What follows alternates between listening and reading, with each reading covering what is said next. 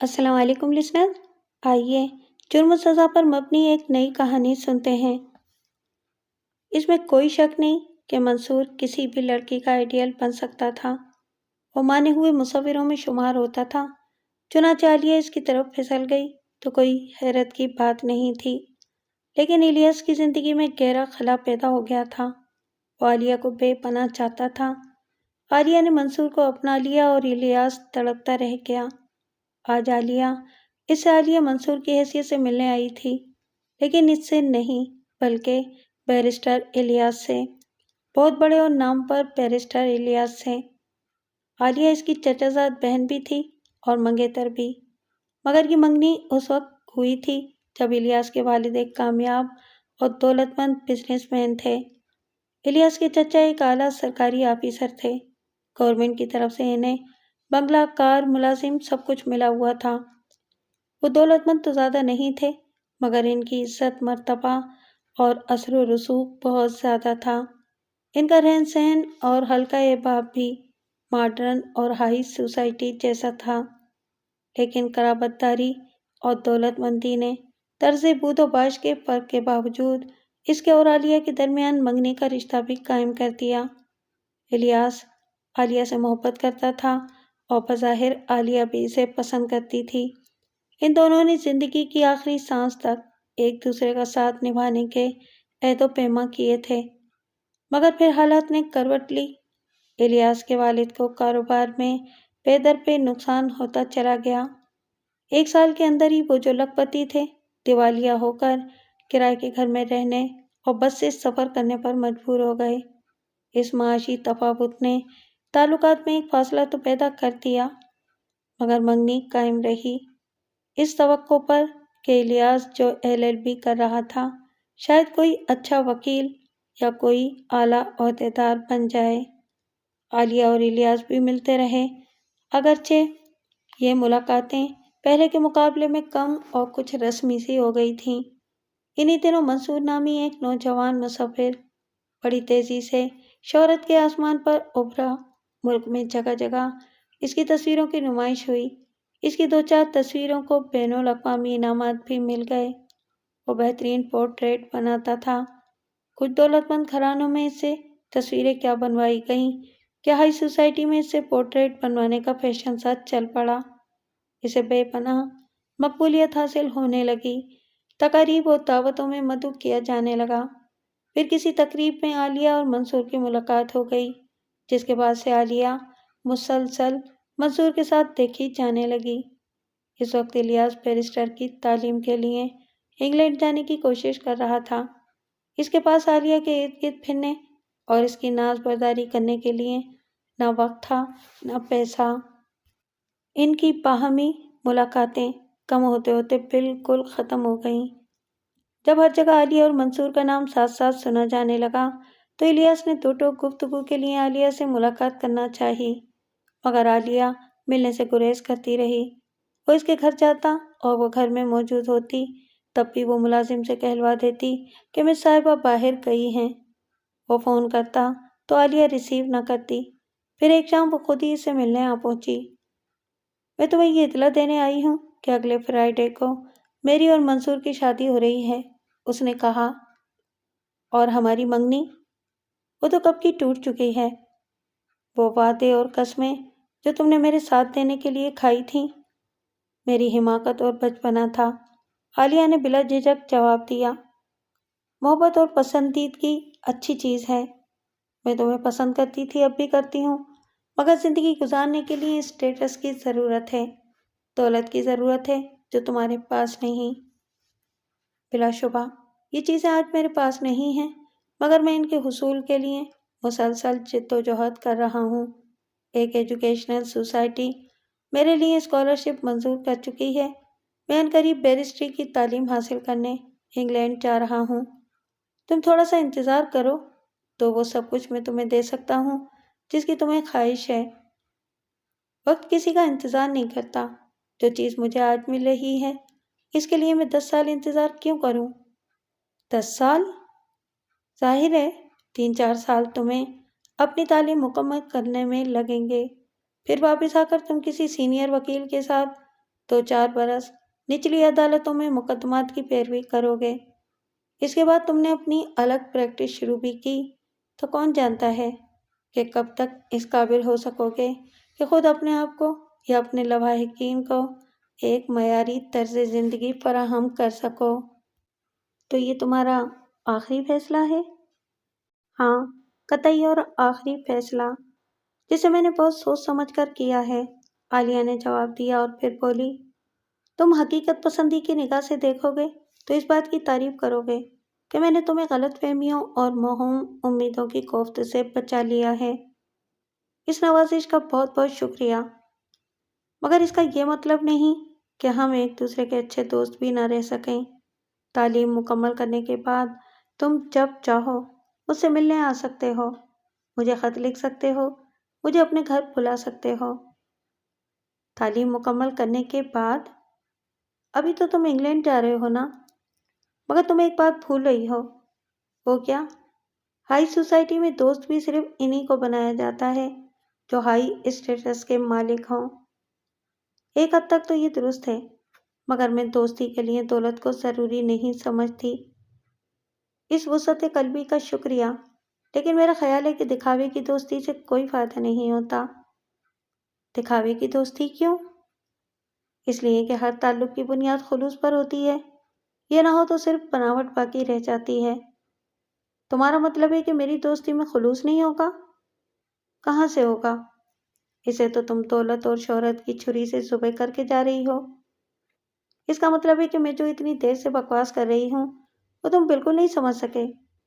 نہیں، اس کا مطلب ہے کہ آج میں سب کچھ سمجھ گیا ہوں۔ تمہاری مرضی، عالیہ نے شانے اچکائے، پھر بولی، میری شادی میں تو آؤ گے نا؟ موجود ہوا تو ضرور آؤں گا، میں گرے ہوئے دودھ پر پچھتانے والوں میں سے نہیں ہوں۔ Good, that is the spirit, Aliya نے چہکتے ہوئے لہجے میں کہا۔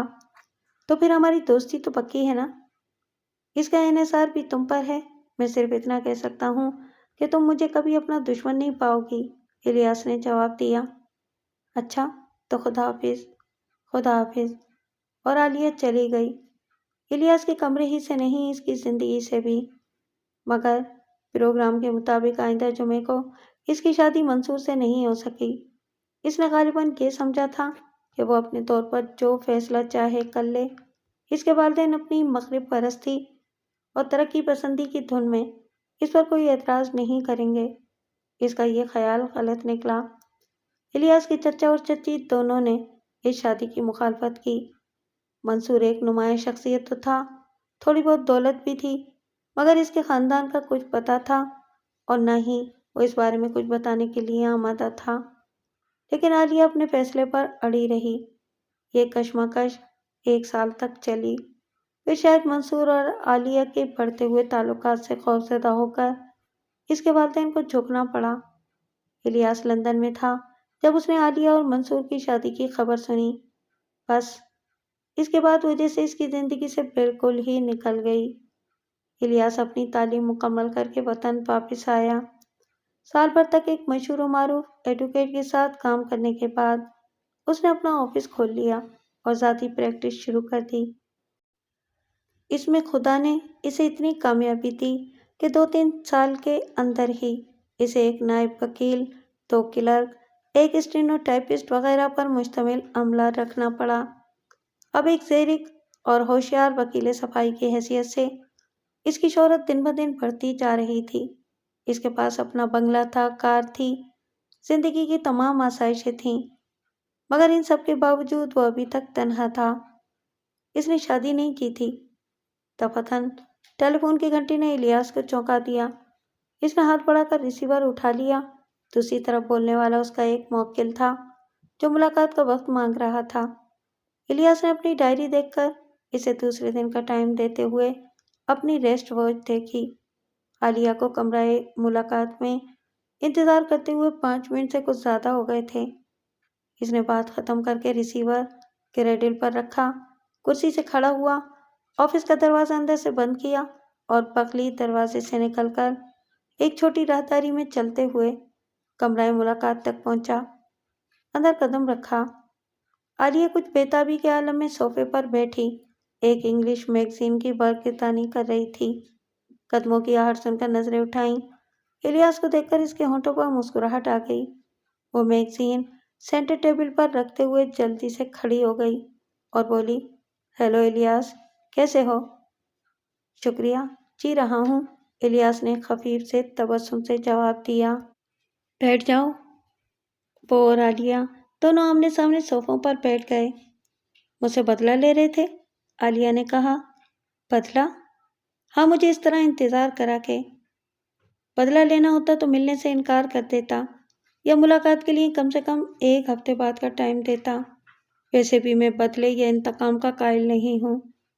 تمہاری پریکٹس تو آج کل خوب چل رہی ہے، اخبارات میں پبلسٹی بھی خوب زور و شور سے جاری ہے۔ خدا کا شکر ہے کہ اس نے مجھے میری توقع سے زیادہ دیا ہے، الیاس نے جواب دیا۔ پھر بولا، تم بتاؤ، تمہاری زندگی تو اچھی گزر رہی ہے؟ آج کل منصور صاحب کا نام کچھ زیادہ سننے میں نہیں آ رہا ہے، وہ خیریت سے تو ہیں؟ ہاں، کیوں نہیں؟ عالیہ کے لہجے میں طنز تھا۔ جس قسم کی خیریت اسے چاہیے وہ اس کے پاس وافر مقدار میں موجود ہے۔ کیا مطلب؟ وہ ایک آوارہ اور اوباش آدمی ہے، حسین لڑکیوں اور دولت مند خواتین کی ہمنشینی میں مگن رہنے والا۔ ہر خوبصورت عورت سے فلرٹ کرنا اس کا محبوب مشغلہ ہے۔ وہ تمہاری اپنی پسند بھی تو ہے۔ جب میں نے اسے پسند کیا تو وہ ایسا نہیں تھا، وہ تب بھی ایسا ہی تھا، مگر تم نے اپنی آنکھیں بند کر لی تھیں۔ ممکن ہے، مگر اب میری آنکھیں کھل چکی ہیں۔ اچھا خیر، یہ تمہارا پرسنل معاملہ ہے۔ یہ بتاؤ کہ آج میری یاد کیسے آ گئی؟ کچھ مشورہ کرنے آئی ہوں۔ کس سلسلے میں؟ مشورے کا لفظ شاید میں غلط کہہ گئی۔ یوں سمجھو کہ میں اپنی جنرل نالج میں کچھ اضافہ کرنا چاہتی ہوں۔ ضرور کرو۔ پوچھنا یہ کہ اگر کوئی کسی کو قتل کر دے تو کیا قانون ہمیشہ اسے موت کی سزا دیتا ہے؟ اس کا انحصار حالات پر ہوتا ہے۔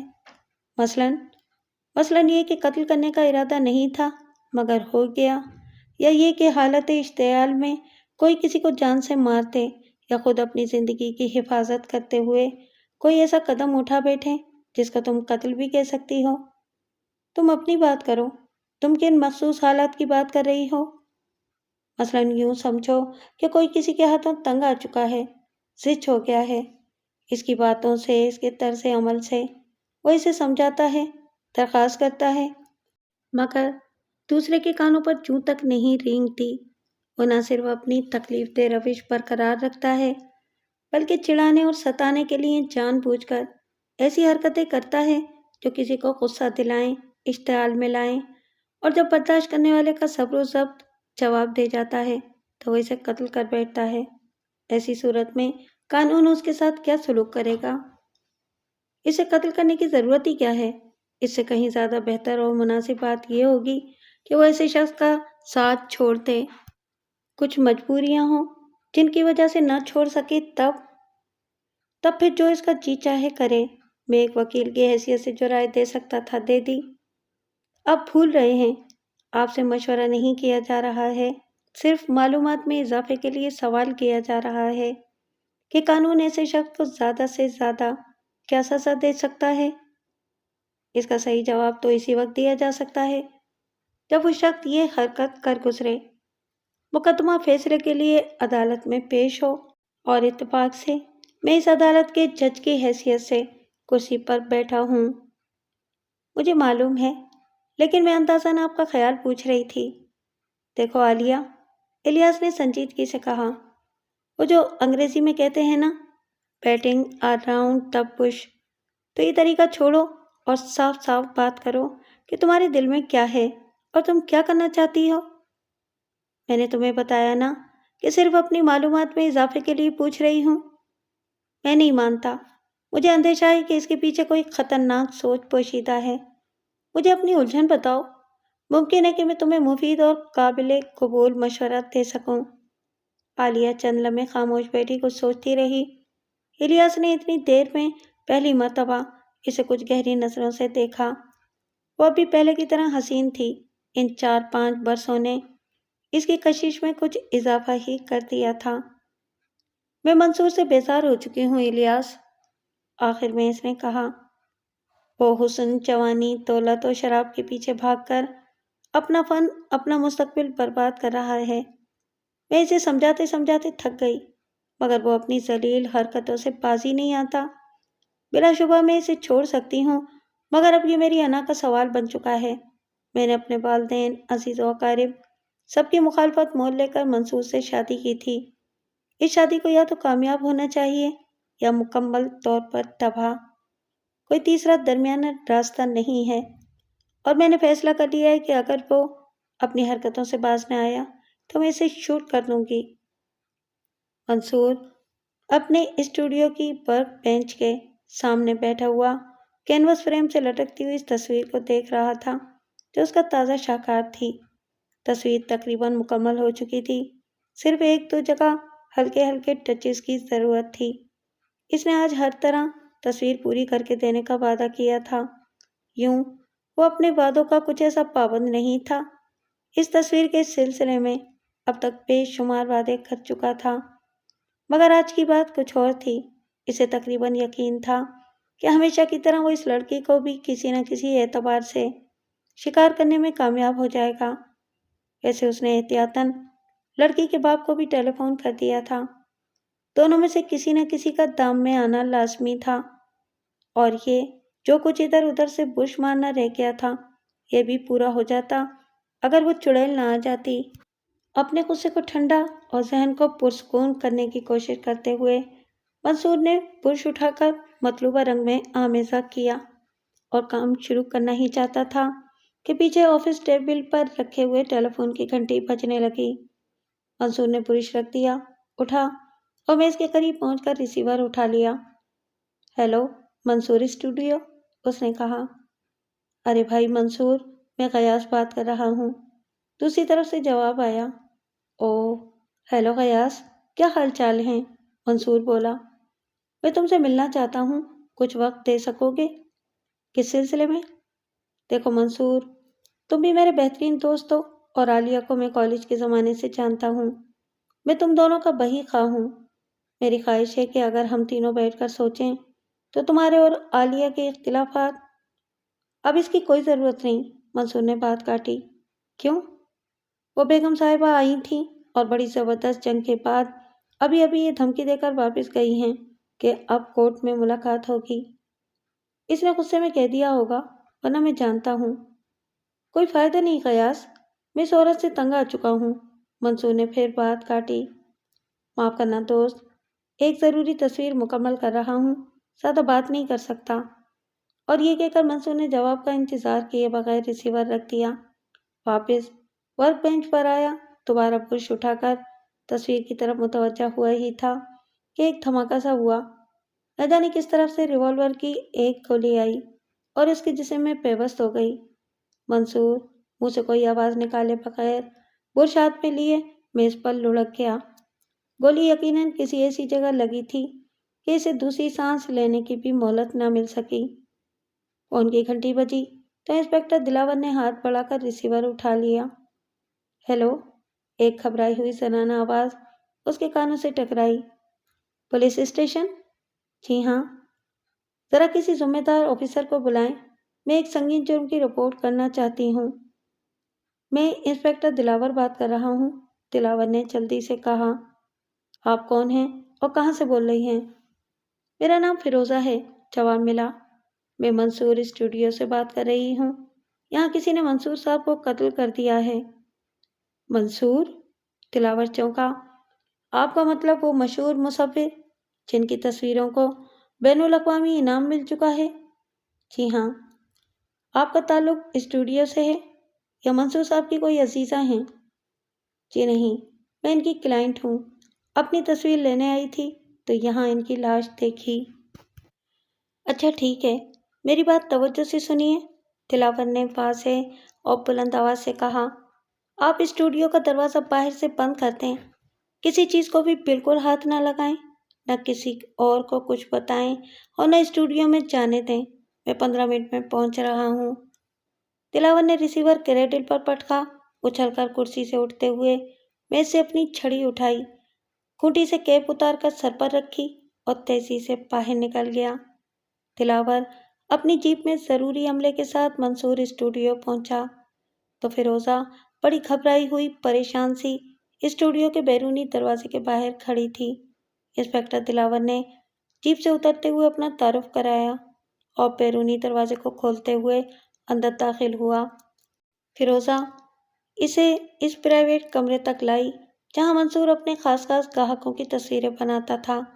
یہ ایک لمبا سا کمرہ تھا جس کے ایک گوشے میں وہ میز اور رنگ پڑے ہوئے تھے جہاں بیٹھ کر منصور اپنے برش کا جادو جگاتا تھا۔ میز پر اب اس کا بے جان جسم لڑکا ہوا تھا۔ دلاور نے جلدی سے آگے بڑھ کر اس کی نبض دیکھی جو بالکل ساکت تھی۔ جسم بھی ٹھنڈا ہونے لگا تھا۔ اس کے داہنے ہاتھ میں ابھی تک گوشت دبا ہوا تھا۔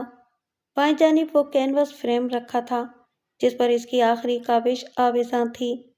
انسپکٹر دلاور نے دیکھا کہ وہ تصویر فیروزہ ہی کی ہے۔ ایک قابل غور بات یہ تھی کہ تصویر کا نچلا حصہ تھوڑا پھٹا ہوا تھا۔ دلاور نے پہلے لاش، ورک بینچ اور اس پر رکھی ہوئی چیزوں کے فوٹو لینے کی ہدایت کی۔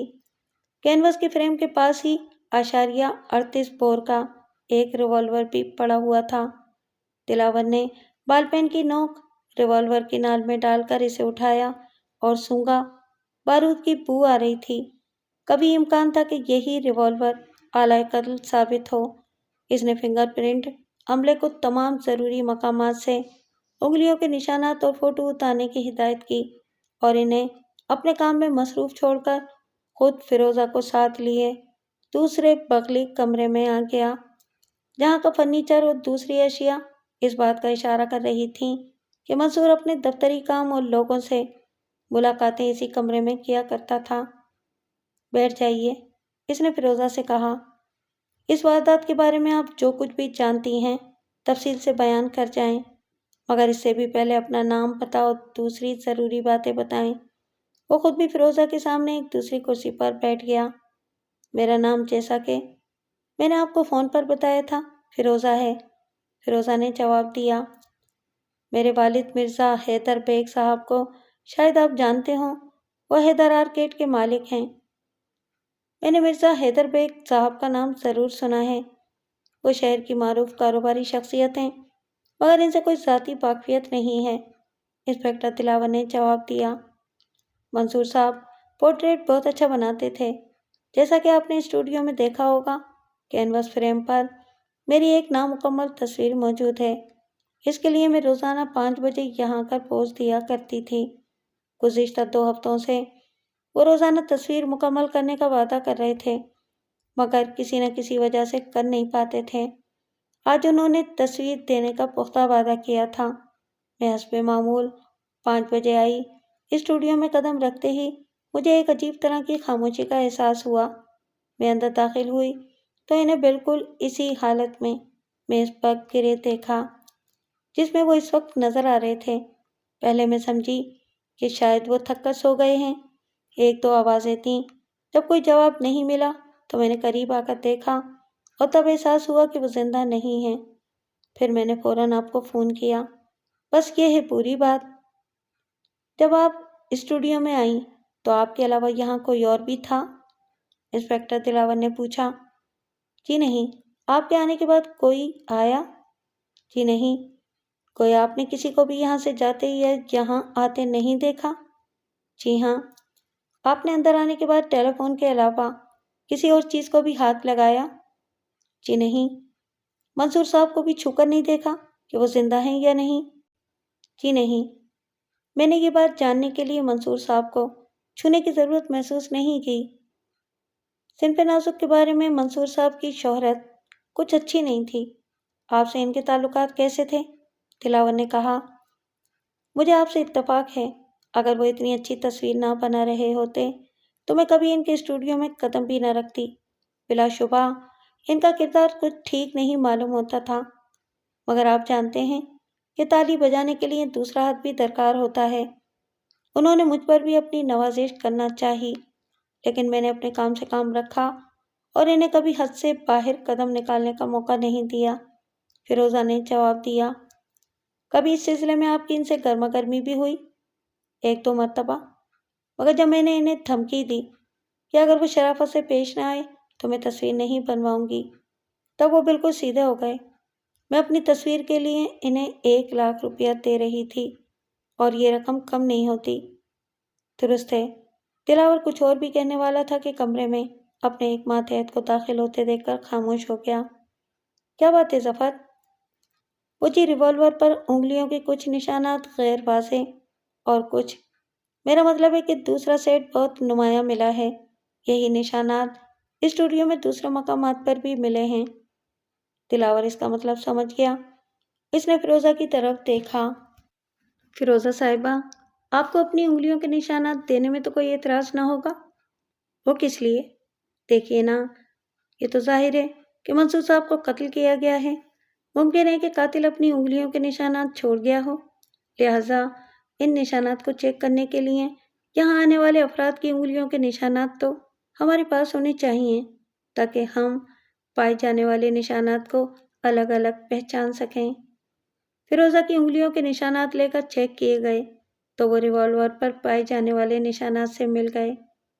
مس فیروزہ، آپ نے ہم سے سچ نہیں بولا، دلاور نے سنجیدگی سے کہا۔ کیا مطلب؟ آپ نے بتایا تھا کہ فون کے علاوہ آپ نے کسی چیز کو ہاتھ نہیں لگایا۔ جی ہاں۔ تو پھر ریوالور پر آپ کی انگلیوں کے نشانات کہاں سے آ گئے؟ دلاور کے لہجے میں تیزی تھی۔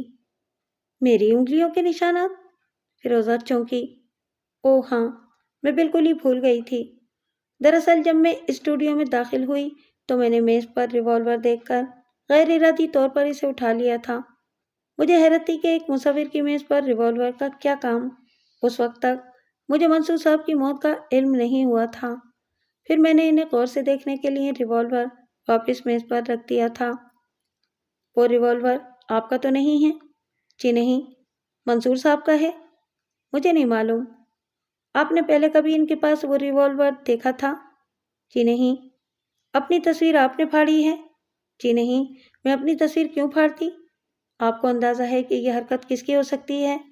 جی نہیں۔ ایسا تو نہیں ہے کہ آپ کے اور منصور کے درمیان جھگڑا ہوا ہو اور آپ نے یا اس نے غصے میں آ کر تصویر پھاڑ دی ہو؟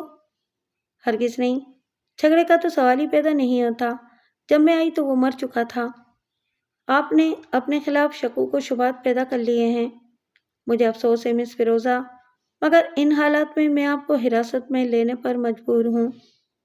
کیا آپ کے خیال میں نے منصور صاحب کو قتل کیا ہے؟ یہ میں نہیں جانتا، لیکن جب تک مزید تحقیقات سے آپ کی پوزیشن واضح نہیں ہو جاتی، آپ حراست میں رہیں گی۔ آپ چاہیں تو اپنے والد یا کسی عزیز کو اطلاع کر سکتی ہیں۔ انسپکٹر دلاور نے منصور اسٹوڈیو میں اپنی ابتدائی تحقیقاتی کارروائی مکمل کر کے لاش کو پوسٹ مارٹم کے لیے بھجوا دیا اور فیروزہ کو اپنے ساتھ لے کر پولیس اسٹیشن روانہ ہو گیا۔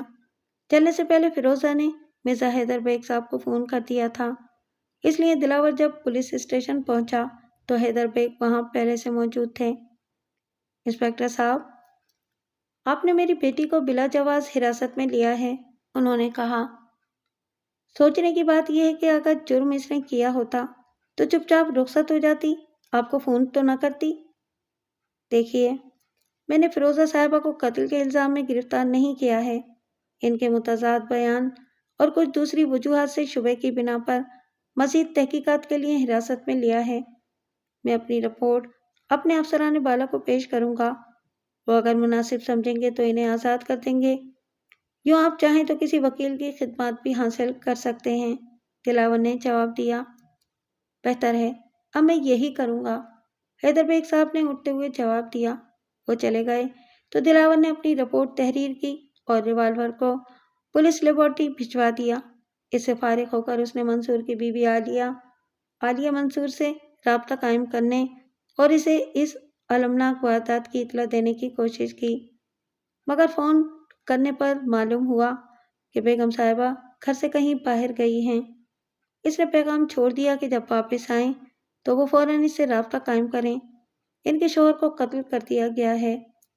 مرزا حیدر بیگ صاحب پولیس اسٹیشن سے سیدھے الیاس کے دفتر پہنچے اور یہ اتفاقی تھا کہ وہ انہیں رات کے 8 بجے بھی اپنے دفتر میں مل گیا، ورنہ عام طور پر 5 بجے آفس بند ہوتے ہی وہ بھی گھر چلا جاتا تھا۔ ارے حیدر صاحب، آپ اس وقت کیسے؟ الیاس نے کچھ حیرت سے کہا۔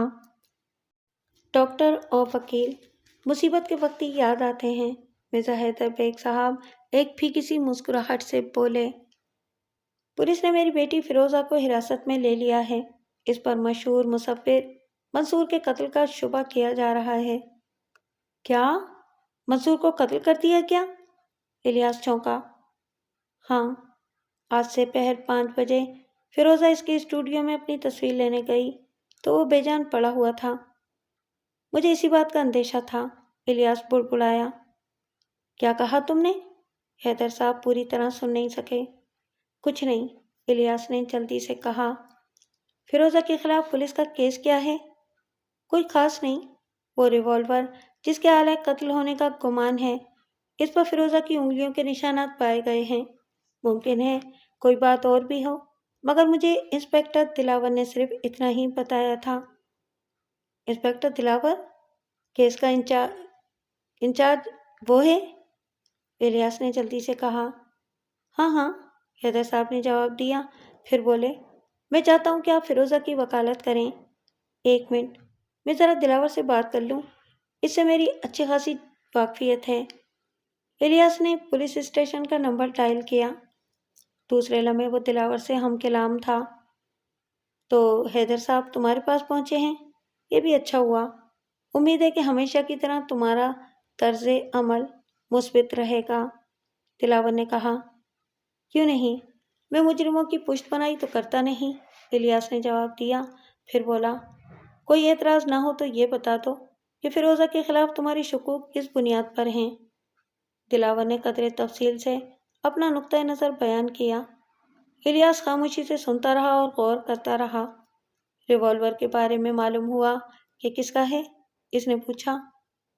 ابھی نہیں، لیکن شاید مسز منصور سے رابطہ قائم ہونے پر معلوم ہو سکے کہ وہ ریوالور منصور کا تو نہیں تھا، دلاور نے جواب دیا۔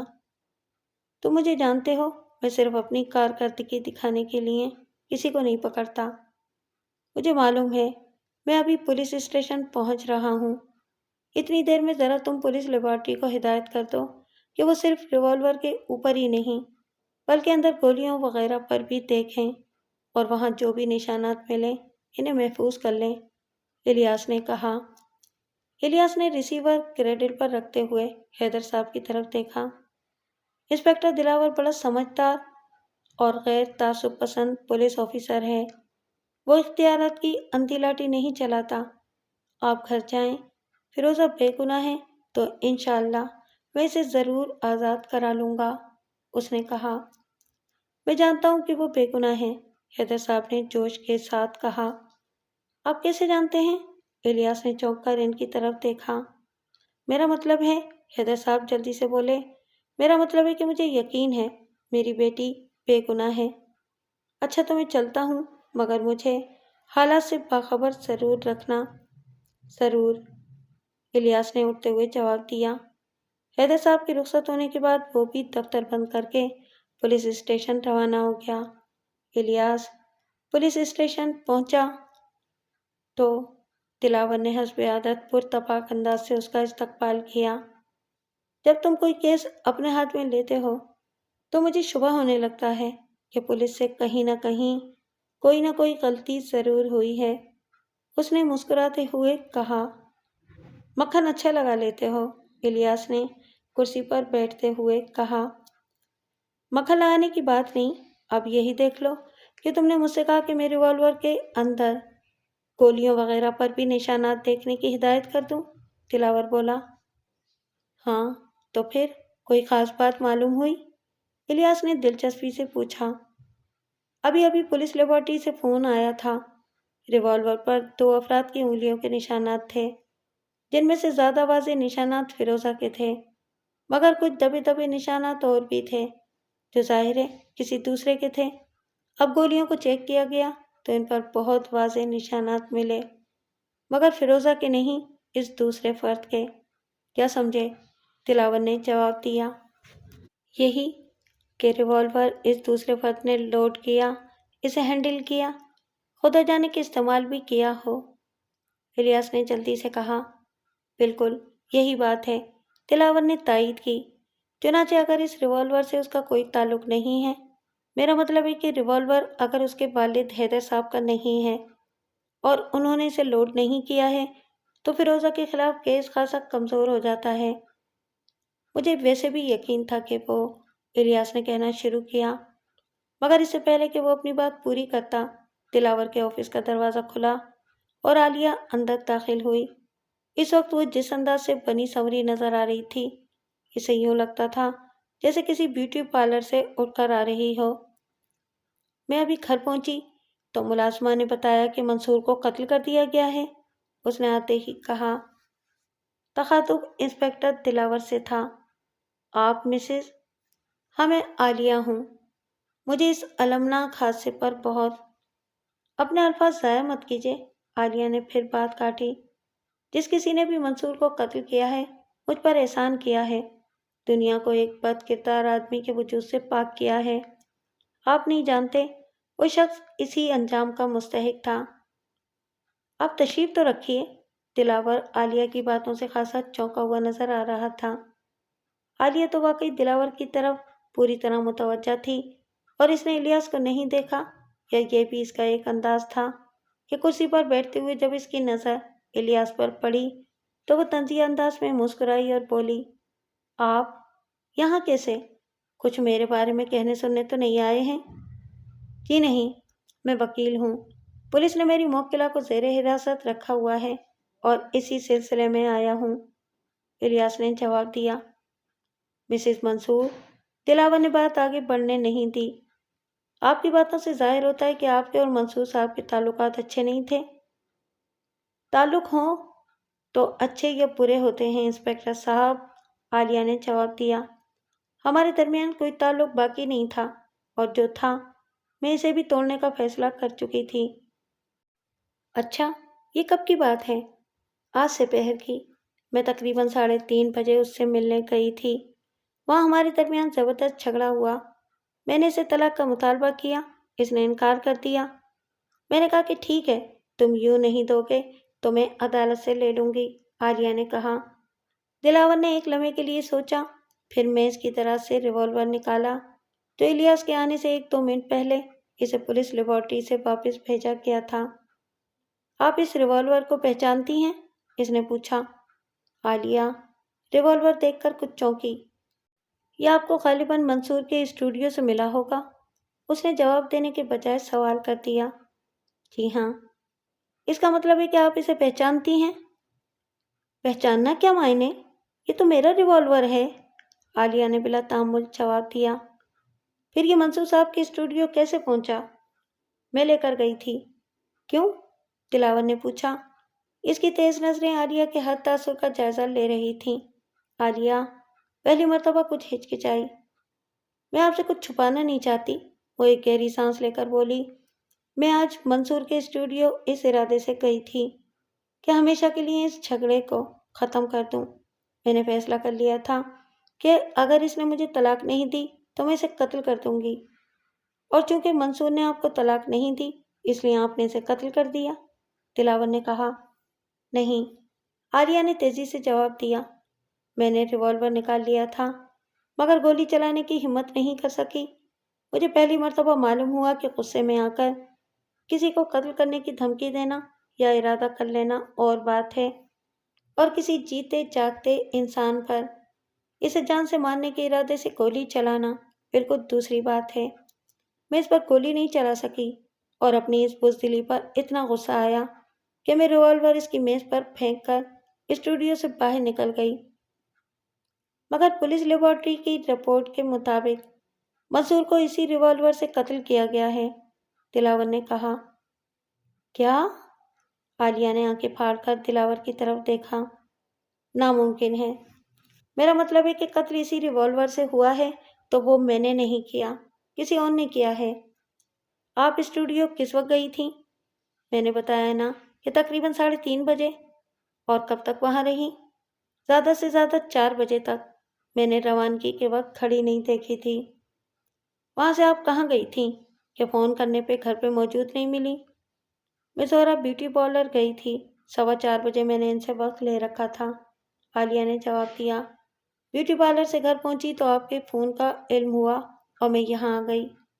مسز عالیہ، پلیز انسپکٹر، عالیہ نے بات کاٹتے ہوئے کہا، آپ مجھے اس نام سے مخاطب کرنا بند نہیں کر سکتے؟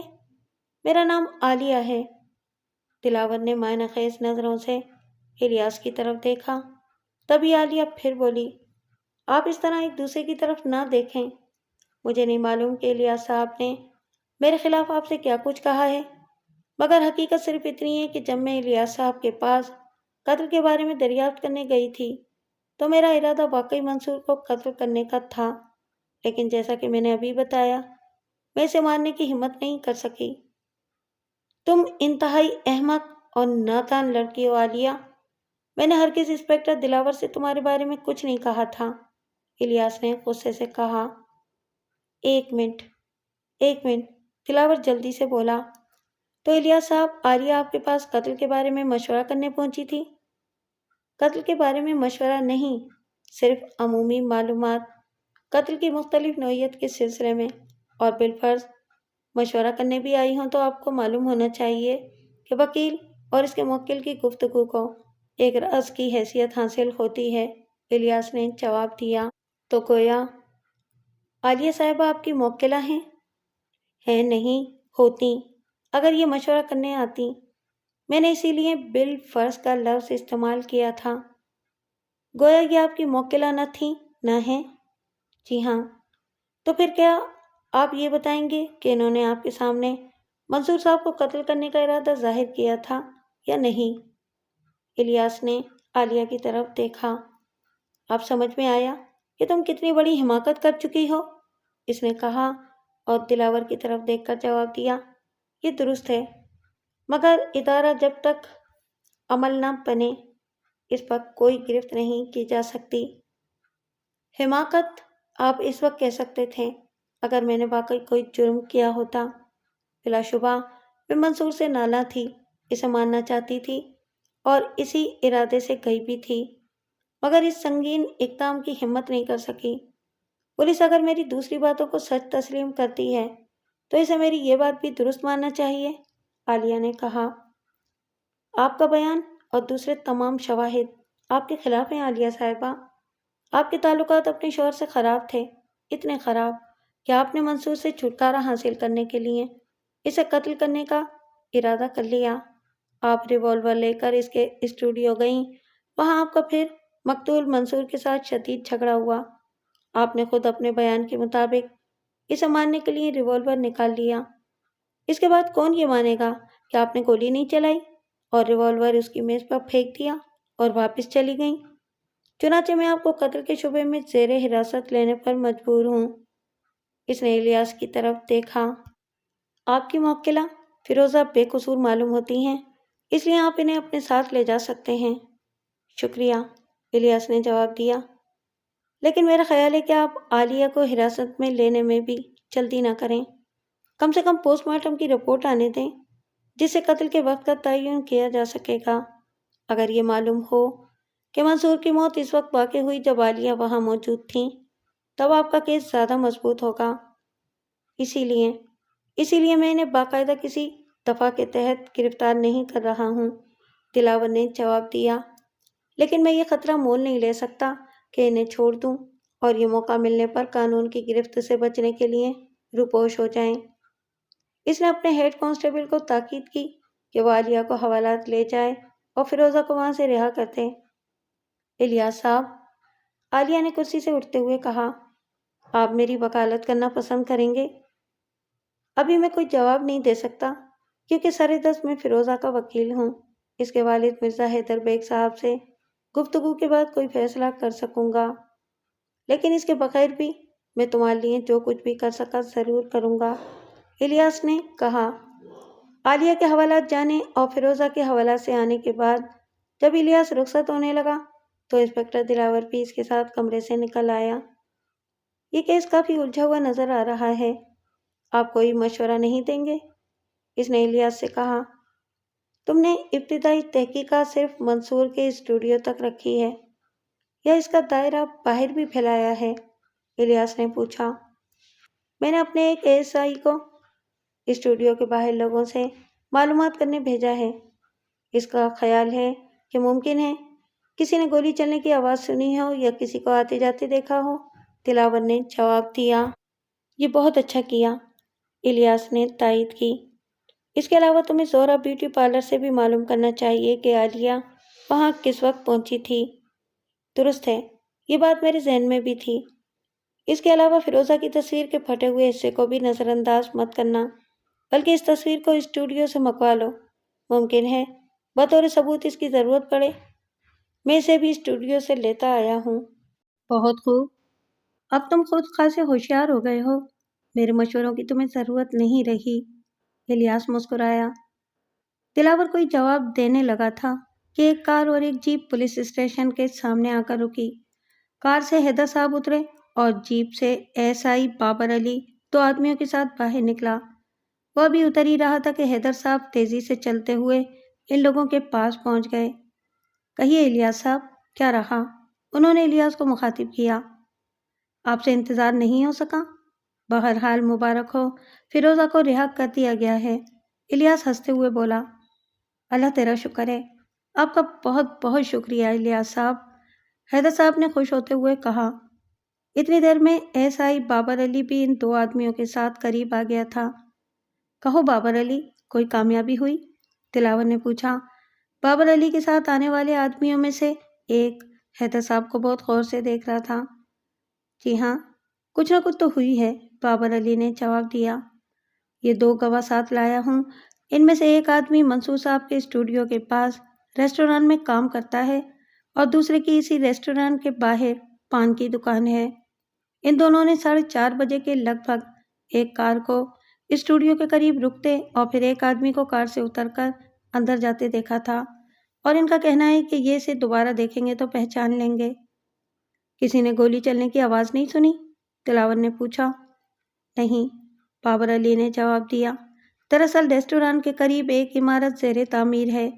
آج اس کی چھت پڑ رہی تھی، اس لیے بہت سے راج مزدوروں کے علاوہ کنکریٹ مکسر بھی کام کر رہا تھا، اور آپ نے کبھی سنا ہو تو ان تمام چیزوں کا اچھا خاصا شور ہوتا ہے۔ اس شور کی وجہ سے کسی نے بھی گولی چلنے کی آواز نہیں سنی۔ اگر آواز آئی بھی ہوگی تو لوگوں نے اس پر غور نہیں کیا ہوگا۔ اچھا ٹھیک ہے، تم ان لوگوں کا بیان لکھ لو، میں ابھی آ رہا ہوں، دلاور بولا۔ انسپکٹر دلاور، اب اجازت دیں، آپ کے تعاون کا بہت شکریہ، مرزا حیدر بیگ صاحب نے کہا۔ شکریہ کی اس میں کوئی بات نہیں، میں اپنے فرائض منصبی کسی جانبداری کے بغیر انجام دینے کی کوشش کرتا ہوں، دلاور نے ان سے ہاتھ ملاتے ہوئے جواب دیا۔ پھر الیاس سے بولا، اور الیاس صاحب، میں آپ سے بعد میں پھر رابطہ قائم کروں گا۔ ابھی آپ دفتر جا رہے ہیں یا گھر؟ گھر ہی جاؤں گا، الیاس نے کہا۔ میرے خیال سے اگر زحمت نہ ہو تو کچھ دیر کے لیے دفتر چلیں، مجھے آپ سے کچھ کام ہے، حیدر صاحب بولے۔ جیسے آپ کی خوشی، الیاس نے کہا۔ بیٹی تم میری کار گھر لے جاؤ، میں تھوڑی دیر میں آؤں گا، حیدر صاحب نے فیروزہ سے کہا۔ اچھا ابو، فیروزہ نے جواب دیا اور کار کی طرف بڑھ گئی۔ الیاس حیدر صاحب کو ساتھ لے کر اپنی کار کی طرف چل دیا۔ وہ آدمی بدستور حیدر بیگ کو گھور رہا تھا۔ اپنے پرائیویٹ آفس کا دروازہ کھولنے کے بعد الیاس نے کرسی کی طرف اشارہ کیا۔ تشریف رکھیے، اس نے حیدر صاحب سے کہا۔ وہ کرسی پر بیٹھ گئے۔ پولیس اسٹیشن سے روانگی کے قریب ہی سے وہ کچھ فکر مند نظر آ رہے تھے۔ دفتر آتے ہوئے راستے میں بھی انہوں نے کوئی بات نہیں کی اور خاموش بیٹھے کچھ سوچتے رہے۔ الیاس نے ان کی پریشانی کو محسوس تو کر لیا تھا، مگر اس نے راستے میں دانستہ کوئی سوال نہیں کیا۔ کوئی بات آپ کو پریشان کر رہی ہے؟ اس نے کرسی پر بیٹھتے ہوئے پوچھا۔ ہاں، حیدر صاحب نے اس بات میں سر ہلایا، اور اب میں سوچ رہا ہوں کہ پہلے ہی بتا دیتا تو زیادہ اچھا تھا۔ اسی سلسلے میں آپ سے مشورہ کرنے ساتھ چلا آ رہا ہوں، لیکن پہلے فیروزہ کے معاملے میں آپ نے جو کچھ کیا ہے وہ طے ہو جانا چاہیے۔ کتنے کا چیک لکھوں؟ ایسی کوئی جلدی نہیں ہے، الیاس نے جواب دیا۔ پہلے آپ اپنی پریشانی کی وجہ بتائیں۔ یہ آدمی منصور، شاید آپ کو معلوم نہیں، انتہائی بدگماش اور مجرمانہ ذہنیت رکھنے والا شخص تھا۔ وہ مجھے فیروزہ کے سلسلے میں بلیک میل کر رہا تھا، حیدر صاحب نے کہا۔ کیا مطلب؟ الیاس نے چونک کر پوچھا۔ اس کے پاس فیروزہ کے کچھ خطوط تھے جو اس کے کہنے کے مطابق فیروزہ نے اسے لکھے تھے، اس کا مطالبہ تھا کہ میں اسے 50,000 روپے ماہانہ یا 10 لاکھ روپے یکمشت ادا کروں، ورنہ وہ ان خطوط کی فوٹو اسٹیٹ کاپیاں بنوا کر پوری سوسائٹی میں تقسیم کرا دے گا۔ میں اسی سلسلے میں اس سے معاملات طے کرنے آج 4:30 بجے اس کے اسٹوڈیو گیا تھا، لیکن جب وہاں پہنچا تو وہ قتل کیا پڑا تھا۔ میں گھبرا گیا اور فوراً واپس چلا آیا۔ میرا خیال ہے کہ آپ نے اب بھی مجھے پوری بات نہیں بتائی۔ یہ آپ نے کیسے جانا؟ حیدر صاحب نے چونک کر پوچھا۔ آپ منصور سے کوئی سودا کرنا چاہتے تھے تو اس میں ان خطوط کی واپسی شرط اول ہوتی، الیاس نے جواب دیا۔ دوسرے الفاظ میں آپ دونوں کی گفتگو کے وقت خطوط کی موجودگی ضروری تھی، مگر پولیس کو اسٹوڈیو کی تلاشی میں ایسی کوئی چیز نہیں ملی۔ اس کا مطلب یہ ہوا کہ جب آپ وہاں گئے اور منصور کو مقتول دیکھا تو موقع سے فائدہ اٹھاتے ہوئے وہ خط جو شاید آس پاس ہی رکھے ہوں گے اٹھا کر لے آئے۔ ہاں، وہ خطوط جو تعداد میں 4 سے زیادہ نہیں تھے، اس کی میز کی دراز میں رکھے تھے۔ 1 منٹ کی تلاش میں مل گئے اور میں انہیں لے آیا۔ حیدر صاحب نے گہری سانس لی اور اس طرح اپنے خلاف منصور کے قتل کا ایک بہترین مقصد فراہم کر دیا۔ مگر میں نے اسے قتل نہیں کیا۔ میں اسٹوڈیو پہنچا تو اسے پہلے ہی قتل کیا جا چکا تھا، حیدر صاحب نے جلدی سے کہا۔ اور غالباً وہ 2 گواہ جو سب انسپکٹر بابر علی کے ساتھ آئے تھے، ان میں سے کسی نے آپ کو اسٹوڈیو میں جاتے یا وہاں سے واپس آتے دیکھ لیا تھا۔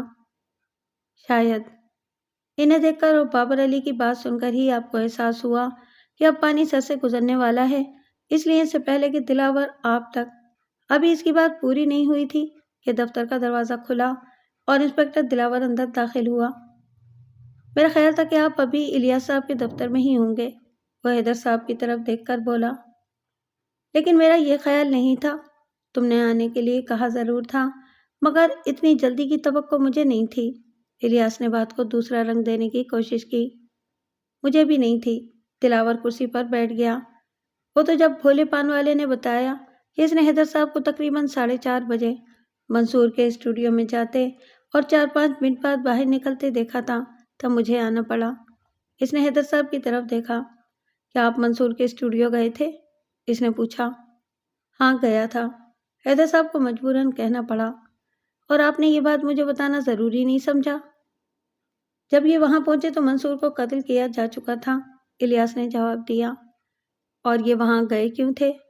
دلاور نے پوچھا۔ منصور انہیں فیروزہ کے کچھ خطوط کے سلسلے میں بلیک میل کر رہا تھا۔ اس نے رقم کا مطالبہ کیا تھا۔ حیدر صاحب وہ رقم دینے گئے تھے، الیاس نے بتایا۔ اور جب حیدر صاحب وہاں پہنچے تو منصور نے رقم میں اضافہ کر دیا، یا اس نے پہلے ہی زیادہ رقم مانگی تھی اور یہ کم لے کر گئے تھے۔ اس بات پر دونوں کا جھگڑا ہوا۔ عالیہ کا ریوالور میز پر رکھا ہوا تھا۔ حیدر صاحب نے غصے اور اشتعال کی کیفیت میں وہ ریوالور اٹھایا اور منصور کو شوٹ کر دیا اور خطوط لے کر چلے گئے، کیونکہ ہمیں وہاں کوئی ایسی چیز نہیں ملی۔ ہرگز نہیں، حیدر صاحب جلدی سے بول اٹھے۔ جب منصور کو پہلے ہی کسی نے قتل کر دیا تھا تو اس کا مجھ سے جھگڑا کس طرح ہو سکتا ہے؟ میں نے میز پر ریوالور دیکھا ضرور تھا، مگر اسے ہاتھ تک نہیں لگایا۔ یہ تو آپ کہہ رہے ہیں نا، مگر اسے ثابت کیسے کریں گے؟ دلاور نے کہا۔ اگر حیدر صاحب نے منصور کو قتل کیا ہوتا تو ریوالور پر ان کی انگلیوں کے نشانات بھی ہوتے، جبکہ اس پر صرف فیروزہ اور عالیہ کی انگلیوں کے نشانات ہیں۔ اور غالباً تم یہ نہیں کہو گے کہ غصے اور جوش میں آ کر جب انہوں نے ریوالور اٹھایا تو انہیں اتنا ہوش تھا کہ یہ پہلے دستانے خریدنے بازار گئے، انہیں پہن کر ریوالور اٹھایا اور پھر منصور کو شوٹ کیا، الیاس نے دلیل دی۔ دلاور سوچ میں پڑ گیا، مگر فوراً ہی اس کے چہرے پر چمک سی آ گئی۔ نہیں، میں یہ تو نہیں کہوں گا، لیکن حیدر صاحب دستانے پہن کر تو جا سکتے تھے، وہ بولا۔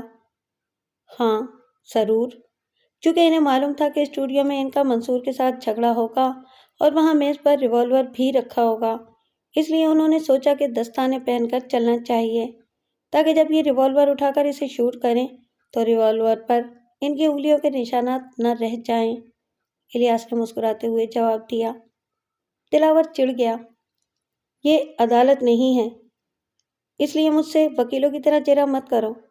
تمہیں مان لینا چاہیے کہ حیدر صاحب کے دل میں کوئی چور نہیں تھا تو یہ اسٹوڈیو جانے اور منصور کو مقتول دیکھنے کی بات مجھ سے نہ چھپاتے، خاص طور سے ایسی صورت میں جب خود ان کی بیٹی پر قتل کا شبہ کیا جا رہا تھا۔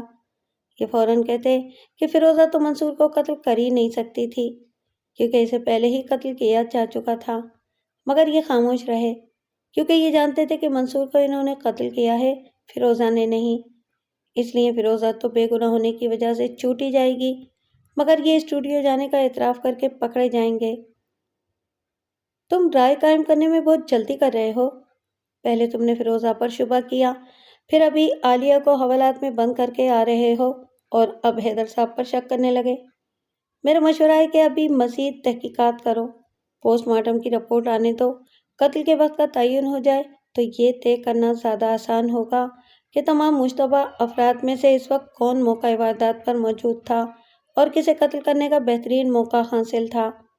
انسپکٹر دلاور نے الیاس کی بات پر سنجیدگی سے غور کیا اور آخر اس نے جواب دیا، شاید تم ٹھیک کہہ رہے ہو، اور پھر حیدر صاحب کی طرف دیکھا۔ میں ابھی آپ کے خلاف کوئی قدم نہیں اٹھا رہا ہوں، مگر براہ کرم آپ شہر میں موجود رہیں اور کہیں جائیں تو اطلاع دے کر جائیں۔ وہ کھڑا ہوا، اپنی ریسٹ واچ پر نظر ڈالی اور دروازے کی طرف بڑھتے ہوئے بولا، کافی وقت ہو گیا ہے، اس لیے اب اجازت چاہوں گا، امید ہے جلدی دوبارہ ملاقات ہوگی۔ دلاور چلا گیا تو حیدر صاحب نے ایک گہری سانس لی۔ میرا خیال ہے کہ اس وقت آپ نہ ہوتے تو انسپکٹر دلاور مجھے بھی حراست میں لے لیتا، انہوں نے کہا۔ اس میں دلاور کا قصور نہ ہوتا، کیونکہ حالات آپ کے معاملے میں بھی بہتر نہیں ہیں۔ اچھا، اب فیروزہ کے لیے تو کوئی خطرہ نہیں ہے؟ ابھی میں کچھ نہیں کہہ سکتا، اس کا فیصلہ پوسٹ مارٹم کی رپورٹ ہی کر سکے گی۔ بہرحال کچھ بھی ہو، آپ کو پہلے فیروزہ اور پھر بعد میں میرے وکیل کا فرض انجام دینا ہے۔ حیدر صاحب نے بھی چلنے کے لیے کھڑے ہوتے ہوئے کہا، وقت آنے دیجیے، میں سچائی کا ساتھ دینے کے لیے ہمیشہ تیار رہتا ہوں، الیاس نے جواب دیا۔ دوسرے دن کے اخبارات میں بڑی بڑی سرخیوں کے ساتھ مشہور و معروف مصور منصور کے قتل کی خبر شائع ہوئی۔ پولیس کے پریس ریلیز کے حوالے سے منصور کی بیوی عالیہ کی گرفتاری کی خبر بھی چھاپی گئی تھی۔ پوری تفصیل درج تھی کہ ان دونوں کی ازدواجی زندگی منصور کی رنگین مزاجی نے تلخ بنا دی تھی۔ چنانچہ عالیہ نے عاجز آ کر منصور سے طلاق لینے کا فیصلہ کر لیا۔ وہ 3:30 بجے منصور کے اسٹوڈیو پہنچی، وہاں دونوں کا زبردست جھگڑا ہوا اور عالیہ نے، جو اپنے ساتھ ریوالور بھی لے گئی تھی، پرس سے ریوالور نکال کر اسے شوٹ کر دیا۔ الیاس ابھی دفتر میں آ کر بیٹھا ہی تھا کہ اسے انسپکٹر دلاور کے آنے کی اطلاع دی گئی۔ اس نے فوراً بلا لیا۔ دلاور بڑے جوش میں معلوم ہو رہا تھا۔ معلوم ہوتا ہے کہ کیس حل کر لیا ہے، الیاس نے مسکراتے ہوئے کہا۔ تم نے کیسے جانا؟ ابھی تو ایس پی صاحب تک سے اس مسئلے پر بات نہیں کی، دلاور نے حیرت سے پوچھا۔ تمہارے چہرے کے تاثرات سے۔ ہاں، تو پھر قاتل کون ثابت ہوا؟ الیاس نے کہا۔ تمہارے موکل مرزا حیدر بیگ صاحب، وہ اور فیروزہ دونوں اپنے بنگلے سے غائب ہیں، دلاور نے جواب دیا۔ یہ کہو کہ اپنے بنگلے میں موجود نہیں ہیں، الیاس نے کہا۔ وہ اپنے دفتر میں بھی نہیں ہیں۔ اس وقت تم بھی نہ اپنے گھر پر ہو نہ اپنے آفس میں، تو کیا میں یہ کہہ سکتا ہوں کہ انسپکٹر دلاور غائب ہیں؟ الیاس ہنستے ہوئے بولا۔ مگر یہ باتیں چھوڑو، تم اپنی بات کرو۔ حیدر صاحب قاتل کیسے ثابت ہوئے اور عالیہ کا کیا بنا؟ میں نے انہیں رہا کر دیا ہے۔ اچھا، تو گویا تمہیں حیدر صاحب کے قاتل ہونے کا یقین ہو گیا ہے، الیاس نے حیرت سے کہا۔ 100%۔ وہ کس طرح؟ سنو، پوسٹ مارٹم کی رپورٹ کے مطابق منصور کی موت دل میں گولی لگنے سے واقع ہوئی تھی، اور حیدر صاحب رائفل کلب کے ممبر ہیں اور ان کا نشانہ بہت اچھا ہے۔ دوسری بات یہ کہ پولیس سرجن کا خیال ہے کہ منصور کی موت سے پہر 4 بجے سے 5 بجے کے درمیان واقع ہوئی ہے۔ میں خود 5:15 پر اسٹوڈیو پہنچ گیا تھا، اور لاش کا جسم جس قدر ٹھنڈا تھا، اس کے اعتبار سے فیروزہ اسے قتل نہیں کر سکتی تھی، دلاور نے بتایا۔ مگر عالیہ؟ ابھی اسی کی طرف آ رہا ہوں۔ آج اخبارات میں منصور کے قتل اور عالیہ کی گرفتاری کی خبریں پڑھ کر غیاث صاحب نے مجھے فون کیا۔ غیاث صاحب ایک آرٹ گیلری کے مالک ہیں اور عالیہ اور منصور دونوں کے بہترین دوست بھی۔ انہوں نے بتایا کہ کل 4:15 بجے کے قریب انہوں نے منصور کو فون کیا تھا۔ عالیہ اور اس کے اختلافات ختم کرنے کے خیال سے یہ بات نوٹ کرنے کی ہے کہ فون 4:15 بجے کیا گیا تھا اور اس کا جواب خود منصور نے دیا، اور اس نے غیاث صاحب کو بتایا کہ عالیہ ایک بڑے جھگڑے کے بعد واپس جا چکی ہے اور اس نے دھمکی دی ہے کہ اب ان کی اگلی ملاقات کورٹ میں ہوگی۔ اس بیان سے ثابت ہو گیا کہ عالیہ کے جانے کے بعد بھی منصور زندہ تھا۔ گویا 4:15 بجے تک اب مشتبہ افراد میں کون باقی رہ گیا؟ صرف حیدر صاحب۔ وہ خود اپنے بقول 4:30 بجے اسٹوڈیو پہنچے تھے، اور پھر وہاں وہی ہوا جو میں نے کل رات کہا تھا، یعنی رقم کے معاملے یا خطوط کی واپسی پر ان کا منصور سے جھگڑا ہوا۔ حیدر صاحب نے یا تو دستانے پہن رکھے تھے یا پھر انہوں نے غصے کے باوجود اتنی ذہانت کا ثبوت دیا کہ رومال ہاتھ میں لپیٹ کر ریوالور اٹھایا، منصور کو شوٹ کیا، ریوالور وہیں رکھا اور میز کی طرف سے خطوط نکال کر چپ چاپ رخصت ہو گئے۔ سب کڑیاں اپنی اپنی جگہ فٹ بیٹھ گئیں۔ مقصد قتل، موقع قتل، آلۂ قتل اور قتل کا وقت۔ تم تسلیم کرو گے کہ حیدر صاحب کے معاملے میں جس طرح تمام شواہد متفقہ طور پر ان کے خلاف نظر آ رہے ہیں، عالیہ یا فیروزہ کے معاملے میں اس طرح نہیں ہیں۔ بولو، کیا میں غلط کہہ رہا ہوں؟ غلط اور صحیح کا جواب تمہیں ابھی نہیں دے سکتا، مگر اس میں کوئی شک نہیں کہ حیدر صاحب کے خلاف تمہارا کیس بہت مضبوط ہے۔ پھر بھی ایک دو باتیں ہیں جو اس فریم میں فٹ نہیں بیٹھتی، الیاس نے سنجیدگی سے کہا۔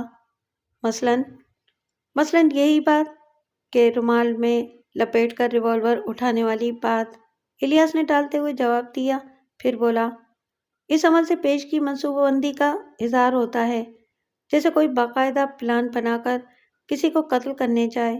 اسے معلوم ہو کہ وہاں میز پر ریوالور رکھا ہوگا اور وہ یہ بھی سوچ سکے کہ یوں ریوالور اٹھانے سے اس کی انگلیوں کے نشان ریوالور پر رہ جائیں گے، اس لیے اسے ہاتھ میں رومال لپیٹ لینا چاہیے۔ میں مانتا ہوں کہ اس عمل سے پیش کی منصوبہ بندی کا تاثر ملتا ہے، مگر یہ منصوبہ بندی فوراً کی فوراً بھی تو ہو سکتی ہے۔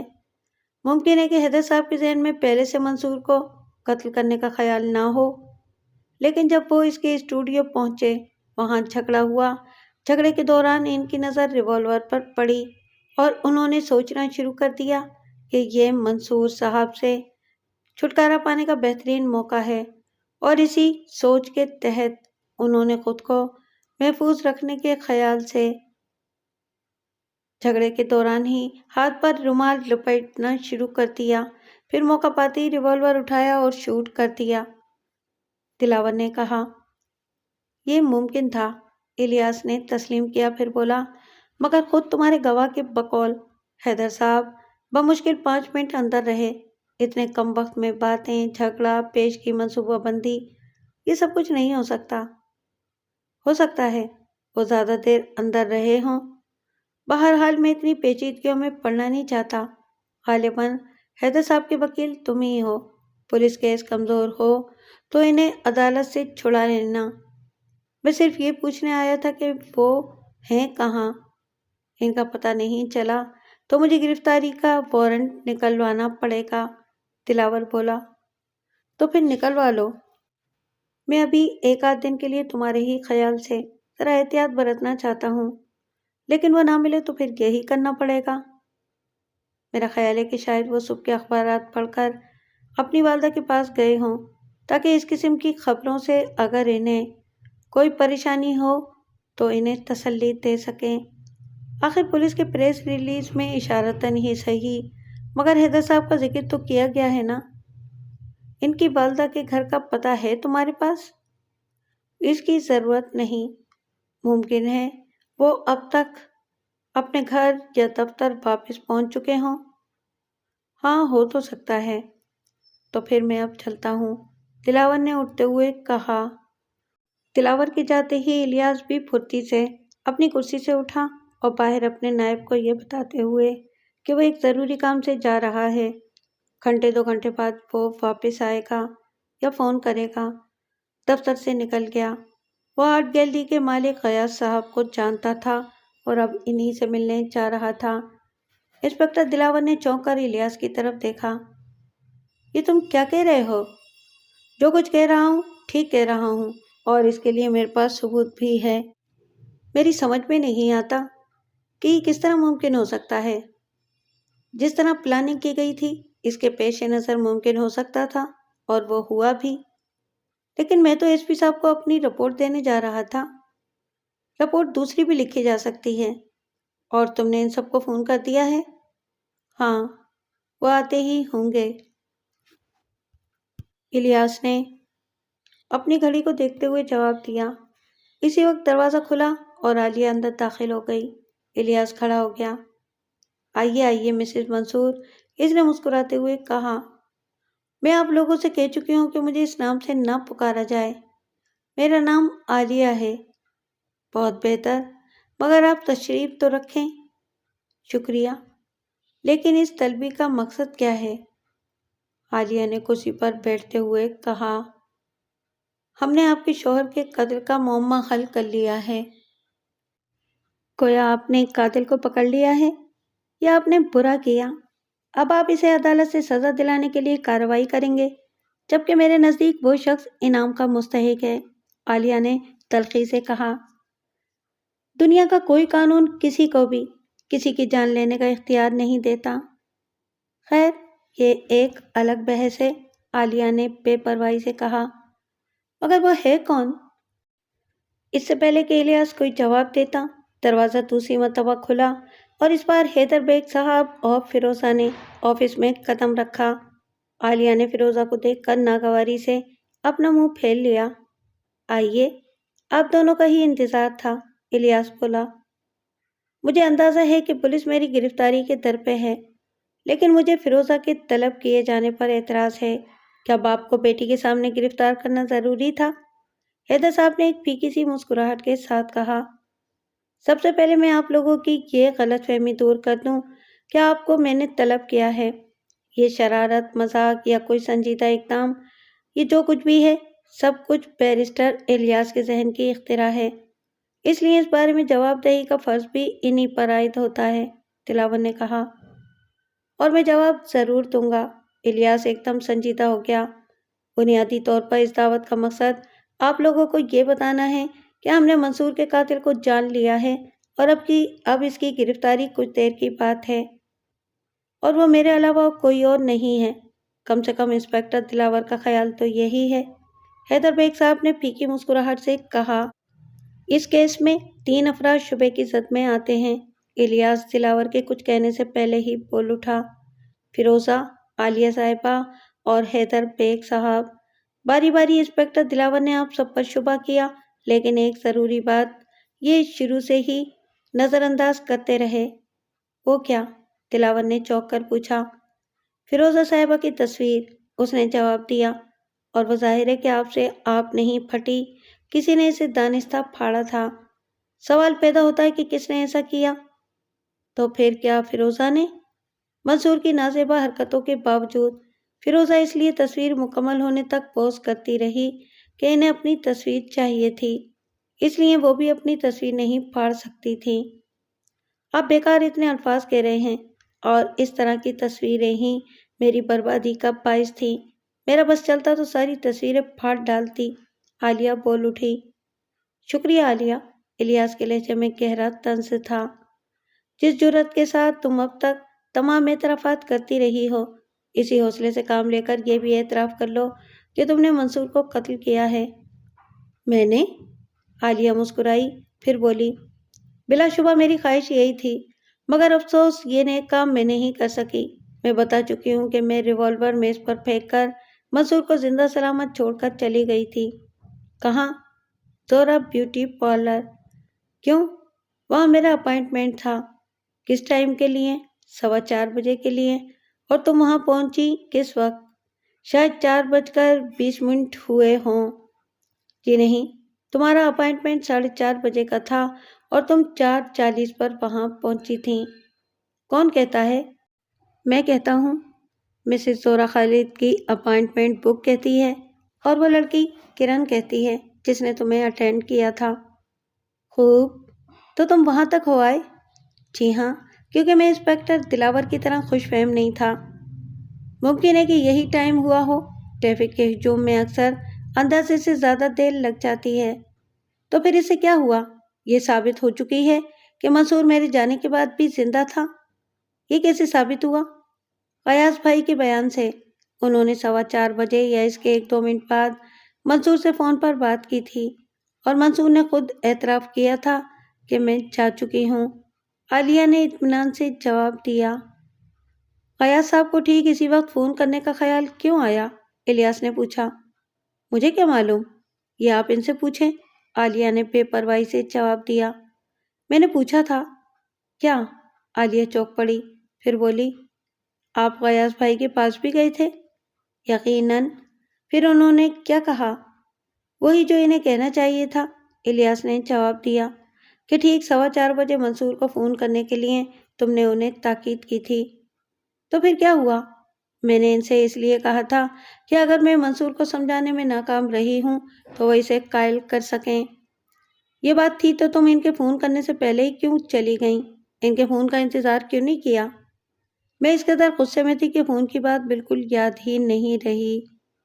تمہارا بھی جواب نہیں عالیہ، تمہارے پاس ہر سوال کا جواب موجود ہے، لیکن حقیقت یہ ہے کہ تم اپنے بیان کے مطابق 4 بجے اسٹوڈیو نہیں گئی تھی، بلکہ دروازے کے باہر کھڑی انتظار کر رہی تھی، اور وہ فون کی بات بھی تمہیں اچھی طرح یاد تھی۔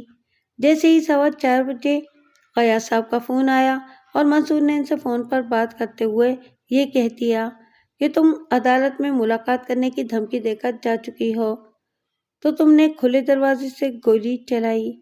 تمہارا نشانہ بھی بہترین تھا کہ گولی ٹھیک اپنے ہدف پر لگی اور منصور ختم ہو گیا۔ انسپکٹر دلاور کو معلوم نہیں تھا، مگر میں جانتا ہوں کہ تم بھی رائفل کلب کی ممبر رہ چکی ہو اور نشانہ بازی میں کئی مقابلے بھی جیتی ہو۔ منصور کو قتل کر کے تم نے ریوالور اس کی میز پر رکھا اور دروازہ بند کر کے زہرہ بیوٹی پارلر چلی گئی۔ تم نے بڑی ذہانت سے قتل کا منصوبہ بنایا تھا، پورا ٹائم ٹیبل ترتیب دیا تھا، مگر اتفاقاً ہونے والی باتوں کا تدارک ہر مجرم کی طرح تمہارے پاس بھی نہیں تھا، اور اسی طرح کی ایک اتفاقی بات نے تمہیں قانون کی گرفت میں دے دیا۔ کون سی بات؟ عالیہ کے چہرے کا رنگ پھیکا پڑنے لگا تھا۔ یہ کہ جب منصور نے اپنی بات ختم کر کے ریسیور کریڈل پر رکھا تو وہ ٹھیک طرح سے نہیں رکھا گیا، کنیکشن آف نہ ہو سکا، اور اس کے فوراً بعد تمہاری چلائی جانے والی گولی کا دھماکہ قیاس نے بھی سن لیا۔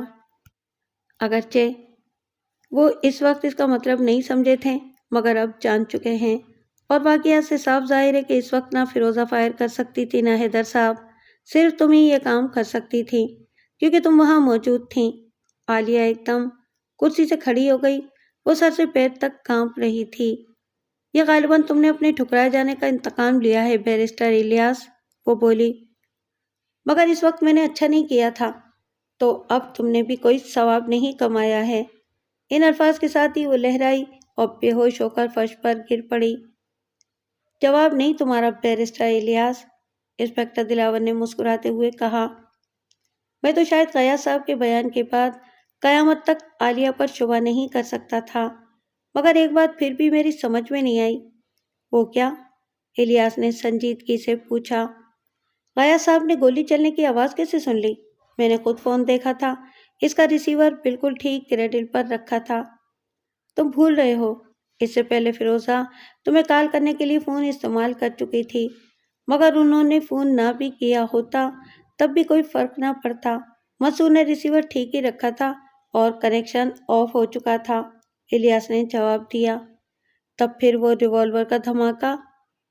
وہ میری ذہن کی اختراع تھی، عالیہ نے بڑی مکمل پلاننگ کی تھی، ہر سوال کا جواب اس کے پاس تھا، اسے اقبالی جرم کرانے کے لیے یہ دھماکہ ہونا ضروری تھا۔ مجرم اپنا جرم چھپانے کے لیے جھوٹ بول سکتا ہے، تو اسے سچ اگلوانے کے لیے ایک آدھ جھوٹ کی اجازت تو قانون کے رکھوالوں کو بھی ہونا چاہیے یا نہیں؟ مگر سچ اور جھوٹ کی اس جنگ نے میری بیٹی کو تو بدنام کر دیا نا، حیدر صاحب نے افسردگی سے کہا۔ فیروزہ کے منگیتر نے منگنی توڑ دی ہے، حالانکہ ان خطوط میں کچھ بھی نہ تھا اور نہ ہی وہ منصور کو لکھے گئے تھے۔ ان پر کسی کا نام نہیں تھا۔ میں جانتا ہوں، کیونکہ وہ خط مجھے ہی لکھے گئے تھے۔ الیاس نے سر ہلایا۔ آپ کو؟